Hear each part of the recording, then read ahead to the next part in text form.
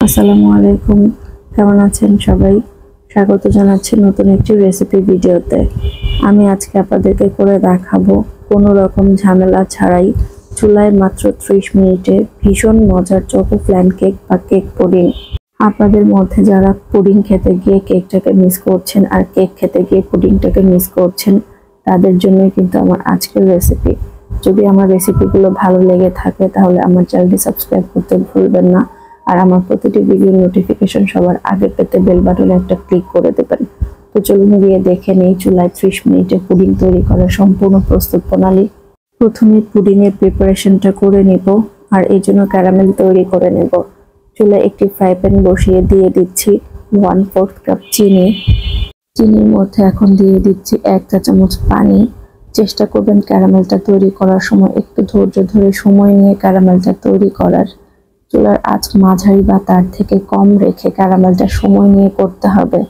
যদি বেশি আঁচে ক্যারামেলটা করেন, সেক্ষেত্রে অনেক সময় দেখা যায় যে ক্যারামেলটা পুড়ে যায় এবং চিনি সেটিও ঠিক মতো গলে না, তার আগেই লালচে রং ধারণ করে। যখন হালকা কালার চলে এসেছে তখন আমি নেড়ে চেড়ে দিব, এতে সব জায়গায় সমানভাবে কালারটা আসবে। বেশ কিছুক্ষণ পরে যখন কালারটা এরকম হালকা গোল্ডেন হয়ে আসবে, ওই পর্যায়ে চুলার আঁচ বন্ধ করে নিতে হবে। যে পাত্রে আপনি ক্যারামেলটা তৈরি করবেন, ওই পাত্রের গরমেই কিন্তু ক্যারামেলের বাকি কালারটা চলে আসবে। এই দিকটা খেয়াল রাখবেন, না হলে ক্যারামেলটা অতিরিক্ত পুড়ে যাবে হাঁড়ির গরমে এবং খেতে তিতা লাগবে। যে মোল্ডে পুডিং তৈরি করব, সেই মোল্ডে ক্যারামেল ঢেলে নিয়ে মোল্ডের চারিদিকে সমানভাবে ছড়িয়ে দিচ্ছি। ক্যারামেল সেট হওয়ার জন্য মোল্ডটিকে এক সাইডে সরিয়ে রেখে দিচ্ছি। আজকে পুডিংটা তৈরির জন্য এখানে আমি 1 লিটার দুধ জাল করে 1/2 লিটার করে নিয়েছি। চেষ্টা করবেন পুডিং তৈরির সময় একটু ঘন দুধ ব্যবহার করার জন্য, এতে পুডিং এর টেস্ট অনেক বেশি ভালো আসে। আপনারা চাইলে গুঁড়া দুধ দিয়েও তৈরি করতে পারেন পুডিং। পারফেক্ট পুডিং তৈরির রেসিপি আমার চ্যানেলে দেয়া আছে, লিংক ডেসক্রিপশন বক্সে দেয়া থাকবে, চাইলে দেখে নিতে পারেন। দুধ ঘন করে নেওয়া হয়ে গিয়েছে। চুলা থেকে নামিয়ে এবার নরমাল তাপমাত্রায় সম্পূর্ণ ঠান্ডা করে নিতে হবে। আর ঠান্ডা করার সময় মাঝে মধ্যে একটু নেড়ে চেড়ে দিবেন, এতে করে উপরে মোটা কোনো সর পড়ার সুযোগ পাবে না। পুডিং তৈরির জন্য এখানে আমি নরমাল টেম্পারেচারে থাকা 3টি ডিম নিয়ে নিয়েছি। এর মধ্যে দিয়ে দিচ্ছি 1/2 কাপ পরিমাণ চিনি। তবে চিনি আমি একবারে মেশাচ্ছি না, দুবারে মেলাবো অল্প অল্প করে।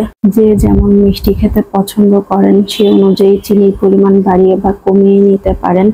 এখন চিনিটা সম্পূর্ণভাবে গলে যাওয়া পর্যন্ত ডিমের সাথে খুব ভালোভাবে বিট করে মিশিয়ে নিতে হবে।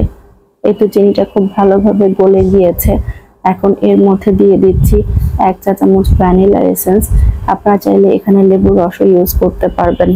ভ্যানিলা এসেন্স ডিমের সাথে ভালোভাবে মিশিয়ে এর মধ্যে দিয়ে দিচ্ছি আগে থেকে জাল করে ঠান্ডা করে নেওয়া গরুর লিকুইড দুধ।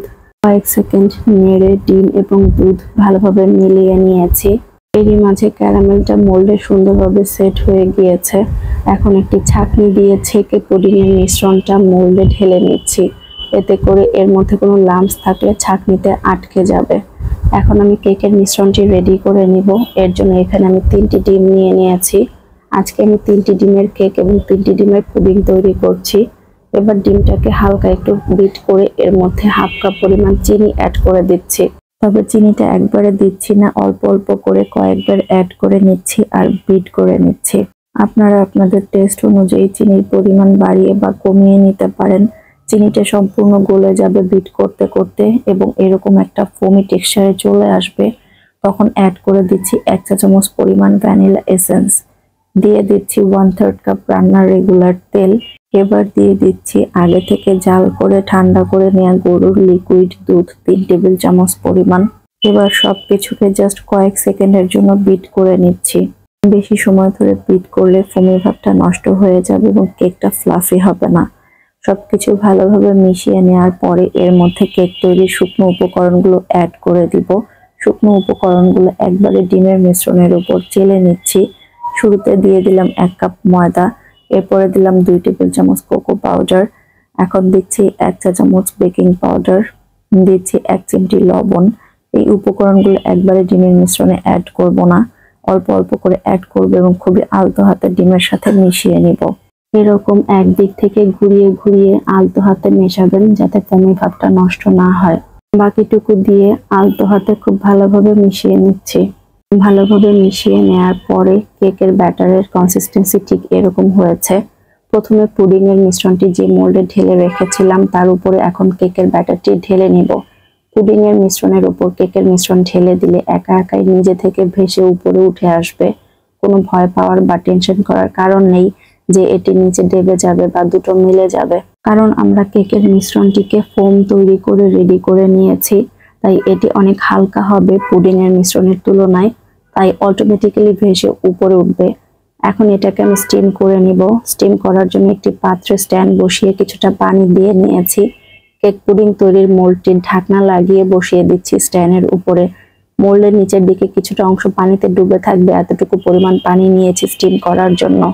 ফ্রাই প্যানের ঢাকনার গায়ের ছিদ্র টিস্যু পেপার দিয়ে বন্ধ করে মিডিয়াম লো হিটে 30 মিনিট স্টিম করে নিব।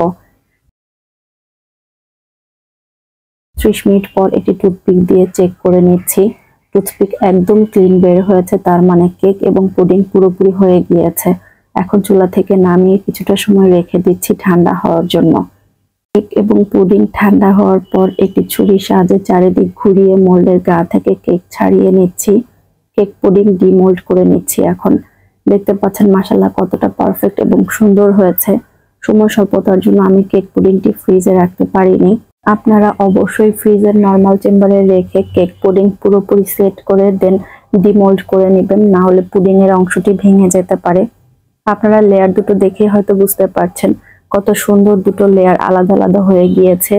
একদমই একটা আরেকটার সঙ্গে মিলে যায়নি। এবার নিজের পছন্দ মতো সাজিয়ে পরিবেশন করছি। আশা করছি আমার আজকের রেসিপি আপনাদের কাছে খুবই ভালো লেগেছে এবং সহজও লেগেছে। বিদায় নিচ্ছি আজকের মতো। কথা হবে পরবর্তী কোনো ভিডিওতে। ভালো থাকবেন সবাই। আল্লাহ হাফেজ।